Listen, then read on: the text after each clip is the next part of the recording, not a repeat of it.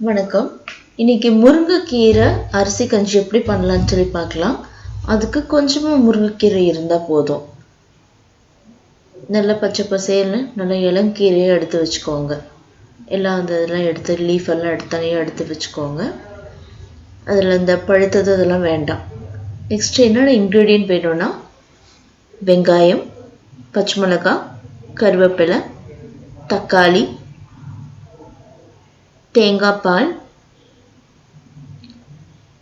பட்டை, கிராம்பு, லவங்கம், ஏலக்காய் கொஞ்சம், ரெண்டு ஏலக்காய் இருந்தால் கூட போதும். அப்புறம் உங்களுக்கு வரமிளகாய், வெள்ளைப்பூண்டு கொஞ்சம் தட்டி எடுத்து வச்சுக்கோங்க, சும்மா தாளிக்கும் போது தேவைப்படும்.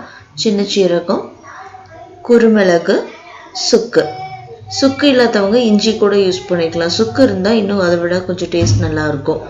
நல்லா பொடிச்சு எடுத்து வச்சுக்கோங்க. தட்டி ஓரளவுக்கு குறைன்னு அந்த மாதிரி எடுத்து வச்சுக்கோங்க. தேங்காய் பால் வந்து கடைசியாக தான் ஊற்றணும், ஃபஸ்ட்டே வந்து ஊற்றிடக்கூடாது. அடுத்து நீங்கள் அரிசி வந்து தேவையான அளவுக்கு உங்கள் வீட்டில் இருக்கிற மெம்பர்ஸ் தகுந்த மாதிரி எடுத்துக்கோங்க. நாங்கள் 2 கப் எடுத்திருக்கோம். 2 கப் அரிசிக்கு வந்து பாசிப்பருப்பு 100 கிராம். அதில் உங்களுக்கு சாம்பார் தூள், மஞ்சத்தூள், மிளகாத்தூள் ஒரு பிஞ்சோ 2 பிஞ்சு அப்படி யூஸ் பண்ணிக்கலாம். ஓகே, நெக்ஸ்ட்டு வந்து தாளிக்கிறதுக்கு கடுகு, எண்ணெய் நல்லா காஞ்சிருக்கணும். கடுகு போட்டுருங்க. கடுகு நல்லா பொரிஞ்சு வரட்டும். படப்படன்னு வெடிக்குது பாருங்கள், இந்த மாதிரி இருக்கணும். அப்புறம் உளுந்தப்பருப்பு, வெள்ளை உளுந்து, அதுவும் நல்லா பொன்னிறமாகணும். கொஞ்சம் வெயிட் பண்ணலாம். இப்போ அந்த நம்ம எடுத்து வச்சுருந்தோம் இல்லையா, இதெல்லாம் முன்னாடி சேர்க்கணுமோ அதெல்லாம் ஃபஸ்ட்டு அந்த வரமிளகாய், வெள்ளைப்பூண்டு அதெல்லாம் சேர்த்துட்டு நல்லா வாசம் வரும். அந்த டைமில் கருவேப்பிலை, உங்களுக்கு மற்ற ஐட்டம்ஸ் எல்லாம் வெங்காயம் அதெல்லாம் போட ஆரம்பிச்சிடலாம்.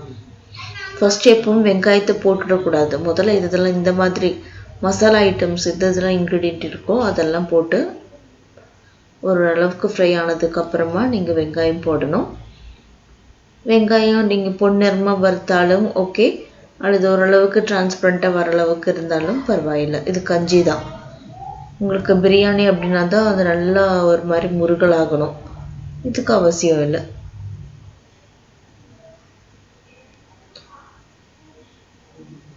நார்மல் நம்ம காய்ச்சல் அப்படின்னா வச்சு குடிப்போம் இல்லையா கஞ்சி, அந்த மாதிரி கிடையாது. இது வந்து சளி இருமலுக்கு ரொம்ப நல்லாயிருக்கும். நெய் கொஞ்சமாக விட்டு ஆட் பண்ணி வதக்கியிருக்கேன்.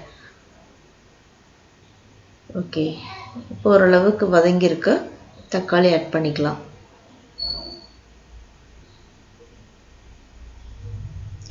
தக்காளி நல்லா வதங்கட்டும். உங்களுக்கு வதங்கலை அப்படின்னா அந்த புளிப்பு டேஸ்ட் அப்படியே இருக்கும். வதங்கிருச்சுன்னா புளிப்பு சுவை போயிடும். கஞ்சி வந்து புளிச்சிட்டு இருக்கக்கூடாது, நல்லா இருக்காது. அதனால தக்காளி நல்லா வதங்கட்டும்.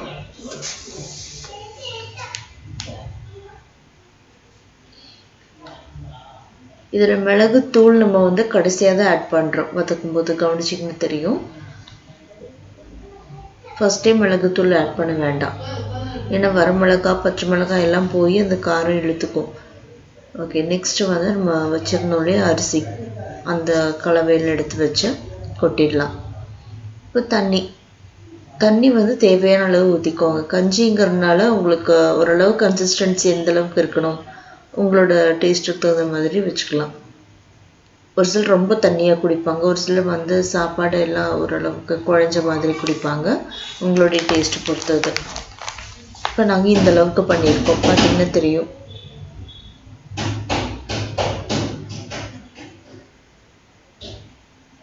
இப்போ கடைசியாக தான் உங்களுக்கு ஒரு கொதி வர முன்னாடி தான் நான் போட்டிருக்கேன்.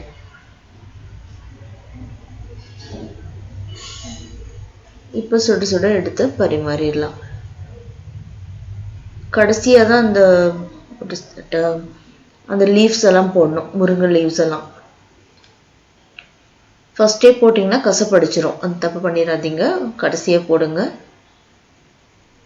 Subscribe now and press the bell icon. Never miss an update.